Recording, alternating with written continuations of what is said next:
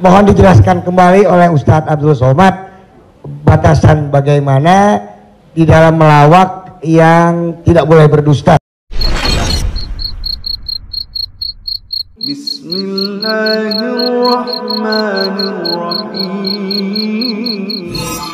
Terima kasih. Selanjutnya ada adik Ginanjar Sukmana. Setelah itu Bang Atet Jakaria. Terima kasih Bang Tola, Bapak Lala.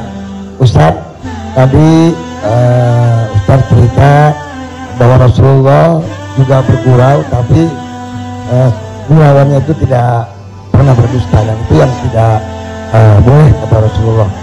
Sementara teman-teman pelawak sadar atau tidak sadar lawakannya itu banyak berdustanya juga Ustaz. Cari-cari mengada-ada kan, karena memang tujuannya untuk membuat orang tertawa. Tapi kalau saya kan, maaf, saya bukan pelawak, saya peragawan Ustaz. Jadi peragawan pakaian anak-anak. Jadi saya dengar dusta kan gitu ya. Contohnya kayak tadi gitu, atau Bopak umpamanya dia mengatakan dirinya ganteng, dia cerita bahwa banyak cewek yang suka sama dia, itu kan berdusta. Iya kan?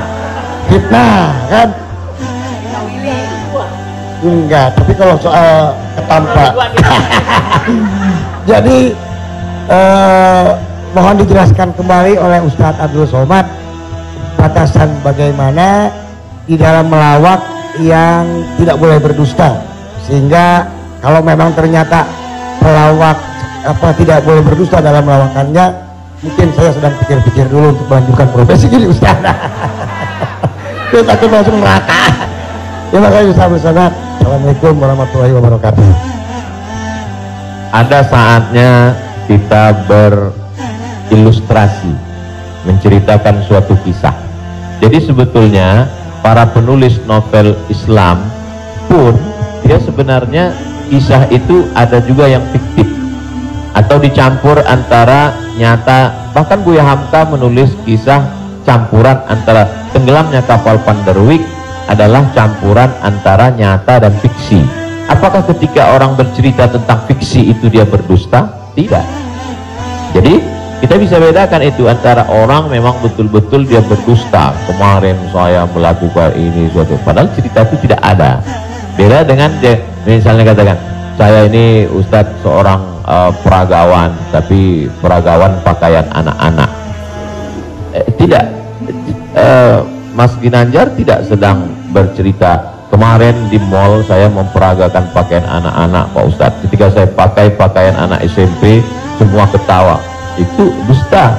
Tapi ketika dia katakan cerita awal tadi, semua orang tahu bahwa dia tidak sedang memperagakan pakaian anak-anak, dia hanya sedang menunjukkan tentang dirinya.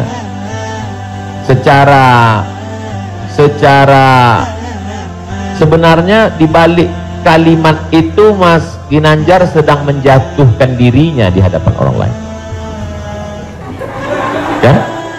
Dan kita tertawa dengan dia menjatuhkan dirinya. Mohon maaf bahwa beliau mengatakan fisik saya seperti anak-anak, dan saya andai pun menjadi peragawan hanya sesuai memperagakan pakaian anak-anak.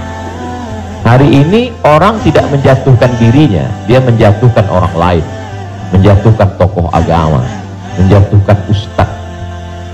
Ada suatu kesalahan dalam cara dia berpikir. Bahwa beliau menjatuhkan dirinya, dia tidak berusaha, karena dia sedang, tapi dia tidak sedang berbohong, dia hanya sedang bercerita. Insya Allah penjelasan saya itu bisa dipahami. Yang tidak bisa itu adalah ketika orang seolah-olah dia bercerita, dia kemarin saya di sebuah cerita seakan-akan orang mengatakan dia nyata, padahal sebetulnya hanya bohong belaka supaya orang tertawa. Itu yang dilarang oleh Nabi Muhammad SAW. Wallahu a'lam.